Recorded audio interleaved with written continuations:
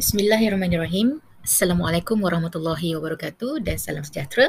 Baik, bersama lagi dengan Cikgu K. Hari ini kita nak belajar tentang tajuk darab dan bahagi perpuluhan. Okey, jadi bila kita ada gabungan operasi dekat sini, jadi kita berulang kaji sikit tentang BODMAS yang sangat sinonim ataupun sangat dekat dengan tajuk operasi bergabung. Okey, jadi yang ni cikgu cuma fokuskan kepada bahagi dengan darab sahaja. Okey, jadi dalam BODMAS ataupun dalam turutan operasi untuk diselesaikan jika ada lebih daripada satu operasi di dalam soalan, contoh macam hari ni kita nak buat darab dan bahagi perpuluhan. Okey, jadi untuk bahagi dengan darab, bila mereka berada dalam kumpulan kawan yang sama. Jadi tak semestinya kita akan ikut turutan bahagi dahulu. Okay, kita akan ikut turutan yang ada pada soalan. Okay, jadi maksudnya kalau kata pada soalan darab sampai dulu, lepas itu baru bahagi. Jadi kita tak semestinya kita nak selesaikan bahagi dulu. Okay, walaupun dalam BODMAS ni bahagi berada di bahagian atas daripada operasi darab. Okay, sebabkan bahagi dengan darab adalah kawan yang sama, jadi sekiranya dua-dua operasi ini ada dalam satu soalan, kita selesaikan operasi yang sampai dulu. Operasi pertama lah yang ditunjukkan. Okey, contoh. Okey, contoh cikgu ada kat sini, 2 darab 1.5 bahagi 8. Okey, jadi kalau kamu tengok dekat sini, kita ada bahagi dengan darab. Okey, jadi kalau ikut turutan BODMAS, kita selesaikan bahagi dulu. Tetapi macam tadi cikgu kata, bila bahagi dengan darab ni berada dalam kumpulan kawan yang sama, jadi kita selesaikan apa operasi yang diberikan dulu. Jadi dalam kes soalan ni, dalam situasi soalan ni, bila darab di bahagian depan, kita selesaikan darab dulu. Okay, jadi kita akan selesaikan 2 darab 1.5 dulu. Okay, jadi cikgu ambil cikgu terbalikkan je lah sebab dalam darab kita boleh terbalikkan kan. Okay, jadi cikgu ambil 1.5 ni diletakkan di bahagian atas. Sebab apa? Sebab dia ada titik perpuluhan. Jadi lebih mudah untuk kita nak selesaikan. Okay, jadi kita selesaikan seperti biasa. Okay, ini adalah darab perpuluhan yang kita dah pernah belajar pun masa tahun 4 dan tahun 5. Okay, jadi kalau kamu mungkin kurang pasti ataupun mungkin nak ulang kaji, kamu boleh tengok video-video yang ada dekat channel cikgu. Ada tajuk darab dan bahagi perpuluhan untuk tahun 4 dan tahun 5. Okey, jadi ini kita selesaikan seperti biasa dan jangan lupa bila ada titik perpuluhan, pastikan titik itu sama kedudukannya seperti soalan.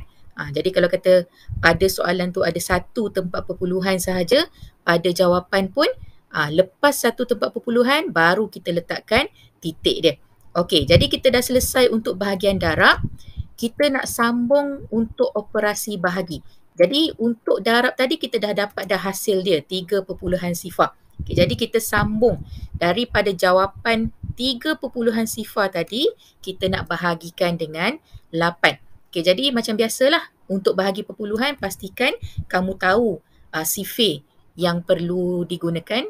Contoh soalan ni adalah sifir 8. Jadi kalau kamu tak pasti dengan sifir 8, tolong senaraikan sifir 8 di tepi.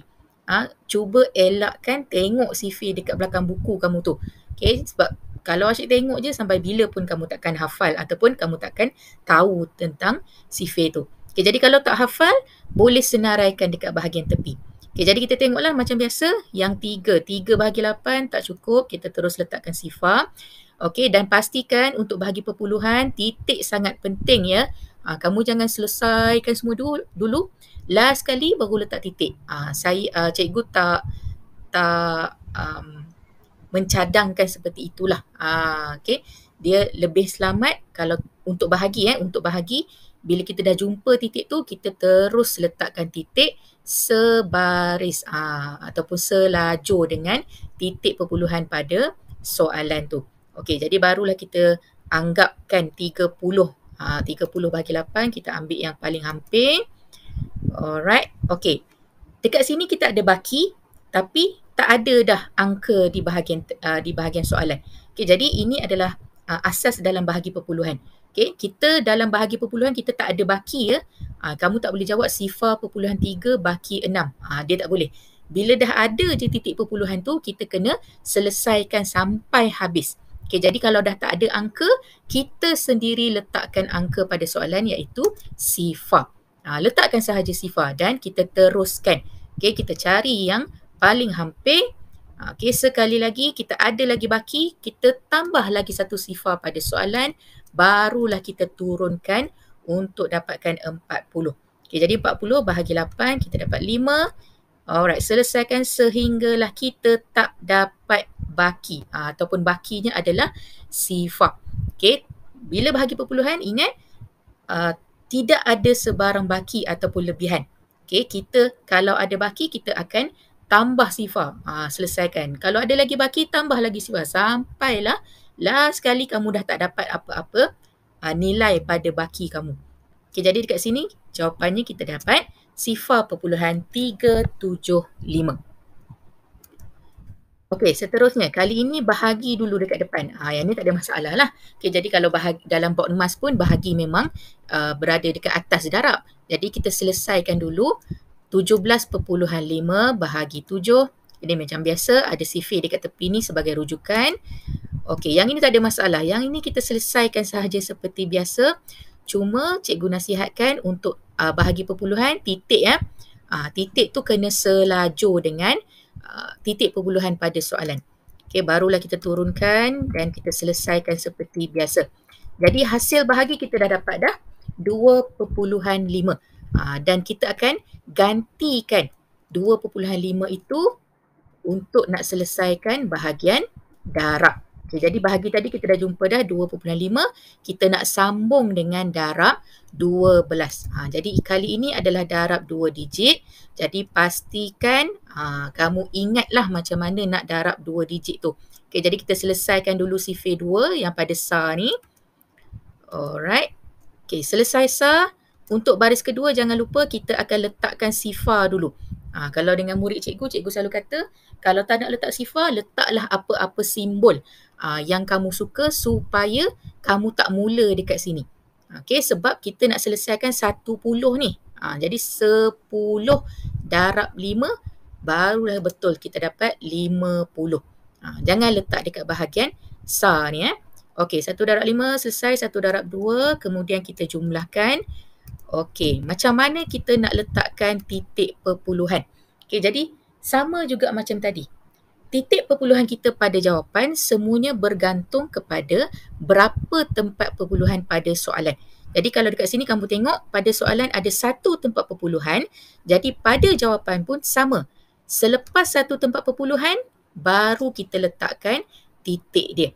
Jadi dia sama dengan soalan. Alright, jadi jawapan kita adalah 30. Okey, perpuluhan sifar yang belakang ni kita boleh abaikan sahaja.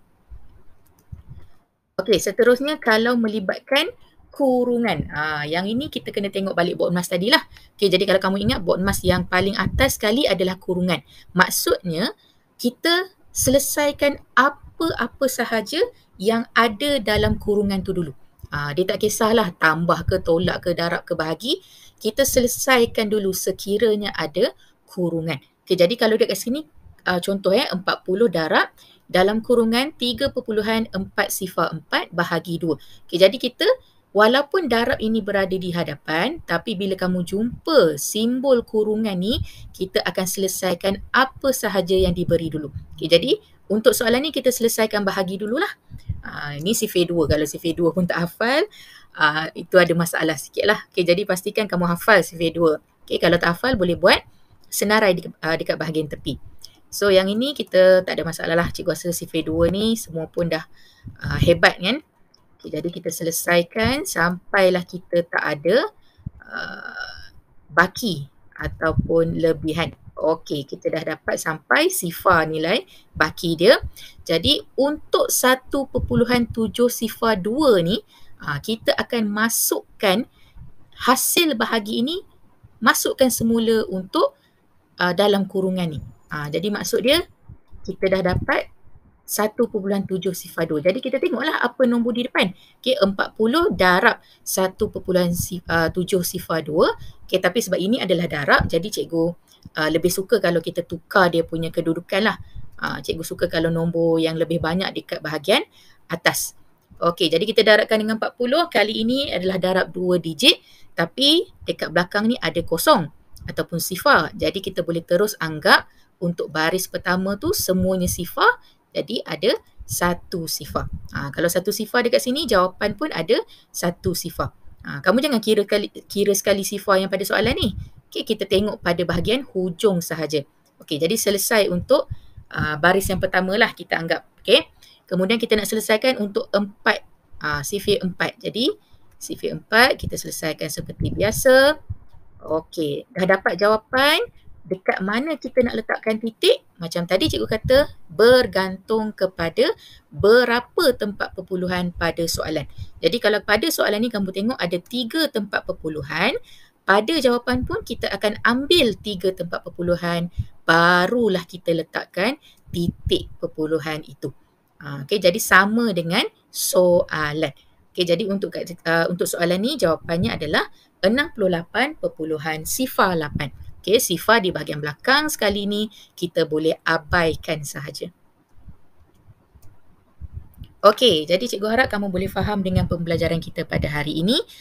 Dan ingat ya, kalau ada kurungan, kita kena selesaikan kurungan dulu. Okay, tapi untuk darab dengan perpuluhan tak ada masalah. Okay, sebab kalau dalam BODMAS mereka berada dalam kumpulan kawan yang sama. Jadi kalau ada darab dengan perpuluhan, darab dengan bahagi, kita akan selesaikan operasi mana yang sampai dulu.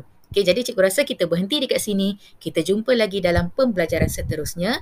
Terima kasih. Assalamualaikum. Jumpa lagi.